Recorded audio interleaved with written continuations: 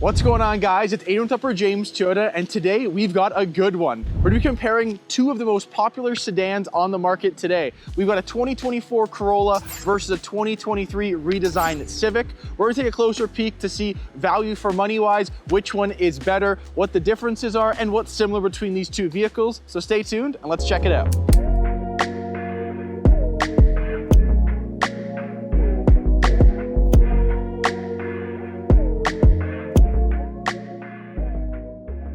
All right, guys, we're gonna start the conversation with the Civic. Now, I do know this is a redesign for this vehicle, and I'm hoping that the Corollas do follow suit in the coming years, because with this being on the market, yes, styling-wise, I'm gonna be in huge favor of this vehicle versus the Corolla. Now, looking at the front end, I've always been a guy who's liking the lighting on any manufactured vehicle, and I do think that Honda has got this correct right from the get-go. Even this being an entry-level model with this little cutout for a fog lamp, which I'm gonna assume is gonna be, offered on, say, a touring model, or I know a Type R would maybe have that as well. I definitely think that Honda is a step ahead styling-wise on this vehicle versus this Corolla. Now, I know this Corolla is a hybrid. We're not really gonna be talking about the differences between a gas model to a hybrid model. It's mainly just the looks and the features, what you're getting between these two vehicles. Now, I will say this, is that looking at the Corolla, I do know that they've revamped these headlamps in 2023.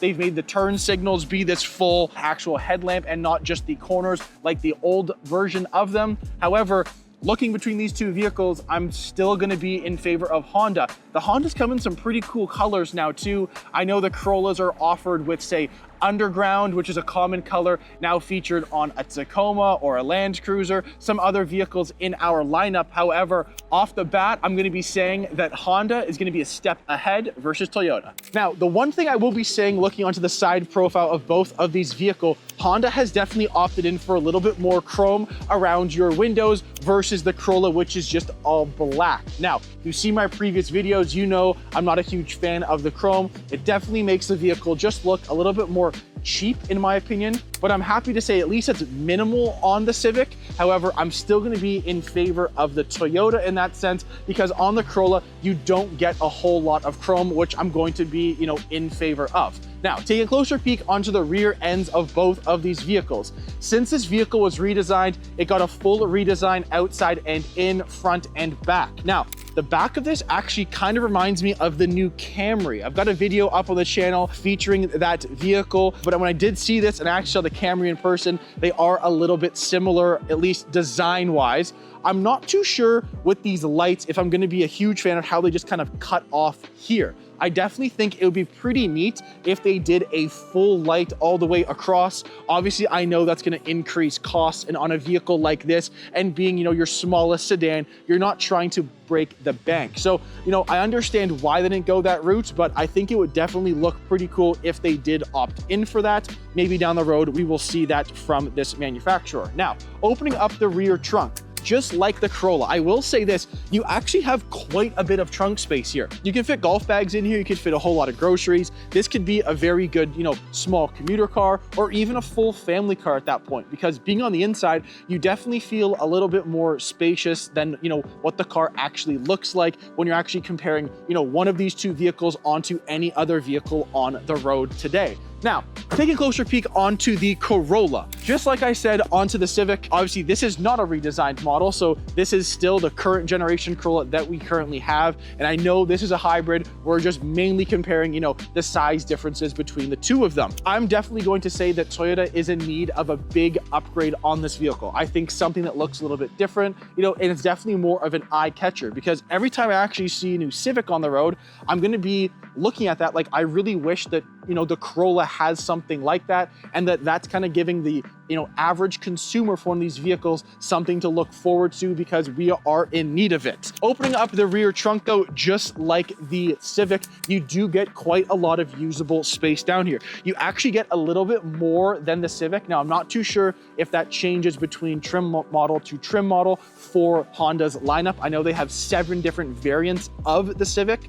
So, maybe space-wise is a little bit different. Obviously offered with the hatchback too, could give you a little bit more. However, However, both of these vehicles would still be, very usable for everyday life and is something that I would consider if you guys are looking for a new commuter car or something for, you and your small family. Whether you guys are looking for your next vehicle, servicing your current vehicle, or just an existing client of ours, don't forget to mention that you've seen our videos online for a special YouTube-only incentive. Alrighty, now jumping into the Corolla. We're gonna start in the front here, and I'll talk a little bit about the back, but it's mainly just the features and what you're getting on the inside here.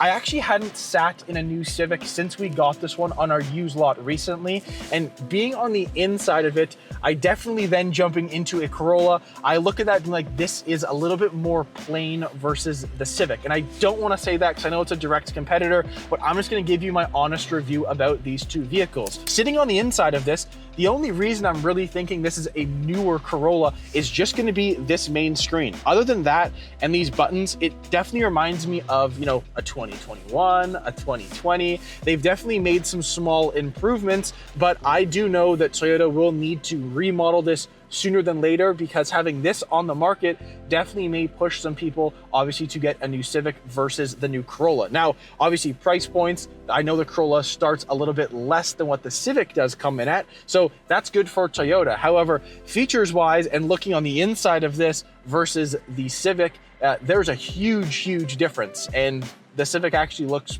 pretty nice. I'm gonna be a big fan of the inside of that. Again, this is a hybrid version, so there are a couple differences between this and an actual regular LE gas model. However, features-wise is pretty much the same. There's no heated steering wheel, but wireless Apple CarPlay, Android Auto, heated seats, that is all standard in this vehicle. A couple things that you will also get getting into a base model Corolla, all the safety sense features are standard. The only ones that you really won't be getting on a Corolla would be like 360 camera, parking sensors, small stuff like that. But I can live without that because having a vehicle at this size, it's not, a necessity onto, a vehicle like this, at least for me. Maybe if you're doing a lot of, city driving and you're in the city a lot into, small parking spots or parking garages, maybe that could be a little bit more of something that's catered more for you.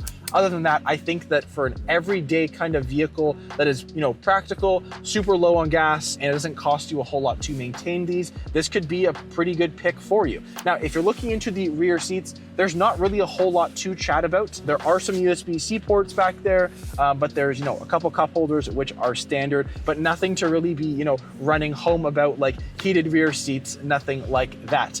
The only thing that I will say I wish that they offered on one of these vehicles, and maybe they'll offer that on the new design, I don't know if they would, only because obviously cost would be going up, but I do wish they offered more of a moonroof. I don't know if they ever would actually do that. I think we'll just be, happy with a sunroof, but it will be really interesting to see, we have remodeled a few of our vehicles in the last few years, and I'm interested to see then, what the base model Corolla will get you versus, say the prior generation or the one I'm currently sitting in now. So definitely stay tuned to check that out whenever we get those, maybe in the next couple of years. Enough with this Corolla, we're gonna jump into the Civic and see what that one's got to offer. Alrighty, now jumping into the inside of the Civic.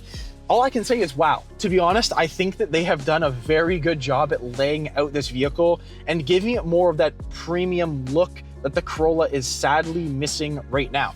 I actually, oddly enough, feel a little bit bigger in this vehicle too. I know it comes in a little bit wider, but you actually do feel it. And I don't know if that's just, the screen's maybe a little bit smaller, or this really cool heating or cooling panel that they're gonna offer in the vehicle for your vents. I think that kind of, makes the car look a little bit wider as well. But I think layout-wise, features-wise, Honda's done a pretty good job at this.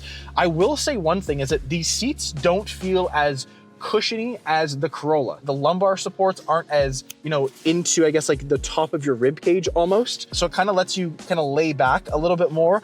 I do prefer the Corolla seats, but I will say that's probably the only thing I will be, preferring out of that vehicle. Maybe the screen as well, because it comes in a little bit larger than this one here. Even just all the small things in the vehicle, like these knobs, for example, like you twist them and they've got this good little click to it, which we just don't have on ours. The layout of this dash, for example, and oddly enough, even the steering wheel, all of these, it just feels a little bit different versus the Corolla. And I really wish that I had a prior generation Civic that I could actually see and then, you know, go inside out just like that current generation, because I think maybe once they redesign the Corolla, it'll obviously, you know, make this vehicle have, you know, more of a direct competitor to go to. Because at least for me, yeah, I'm going to be a big fan of this car. And I don't want to say that because I work at Toyota, but I will call a spade, and they have done a very good job.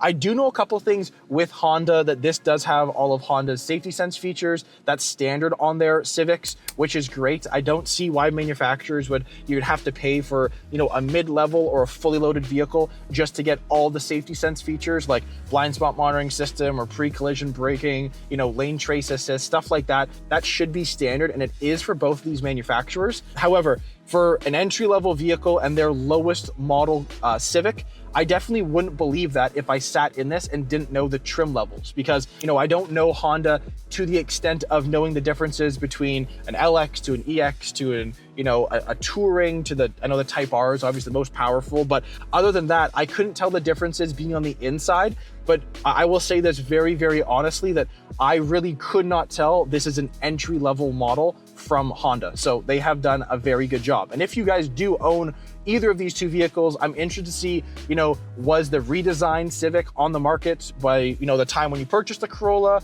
or, you know, did you get a prior generation Civic and you know, want a new generation Civic? I'm always interested to see what you guys have to say down below. Just like the Corolla, looking into the back seats, yeah, again, there's not a whole lot to really discuss. The one thing I will say is that sitting in the back of the Civic versus the Corolla, this kind of has a bit of a sloped back to it. So I actually don't have the best headroom in the back of the Civic versus the Corolla, where I actually have a lot more. So that's one thing I will give the ball back to Toyota on and say that they have done a pretty good job there to not let that sloped roof affect your, you know, cabin space on the inside. But again, that one little thing, if I was, you know, in one of these, I would have no problem hanging out here for a good old car ride.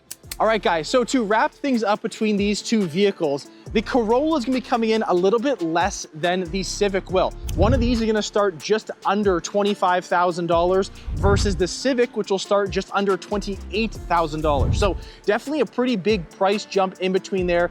Obviously looking at, you know, total cost of the vehicle, $3,000 will go quite a long way. So I'm interested to see what you guys have to say and, you know, what your opinion would be, either going to Honda or either going to Toyota. Let me know down below in the comments, you know, which one you're currently driving or which one you would be getting yourselves into based on these two vehicles. Again, my name's Aiden with Upper James Toyota. Thanks so much for watching this video. If you did like this, please do not forget to hit like and subscribe so you don't miss any more of our future Toyota related content, and we'll check you guys out in the next video.